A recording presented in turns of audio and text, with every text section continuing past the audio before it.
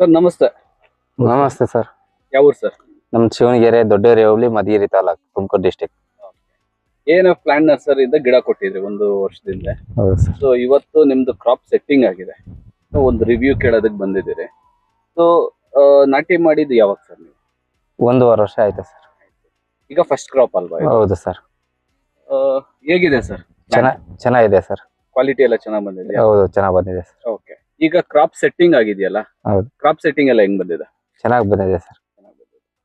So ಇದನ್ನ ಬೇರೆ ರೈತರಿಗೆ ಏನ್ ರೆಕಮೆಂಡ್ ಮಾಡ್ತೀರಾ ಸರ್ ಗಿಡದ ಕ್ವಾಲಿಟಿ ಬಗ್ಗೆ? ಕ್ವಾಲಿಟಿ ಚೆನ್ನಾಗಿದೆ, ಕ್ವಾಂಟಿಟಿ ಚೆನ್ನಾಗಿದೆ.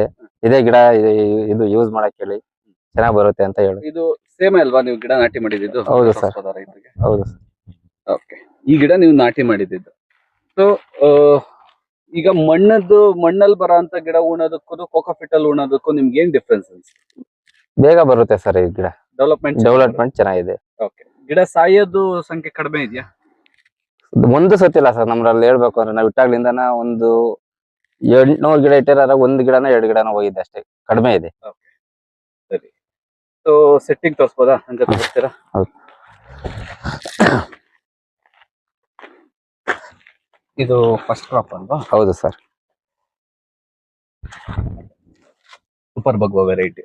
ಹೌದು ಸರ್.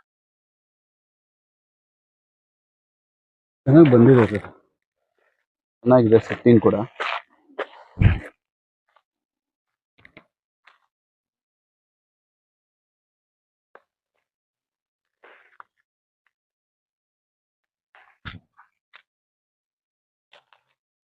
ಮೇನ್ ನೀವು ಖುಷಿಯಾಗಿರೋದು ಇಂಪಾರ್ಟೆಂಟ್ ಸರ್.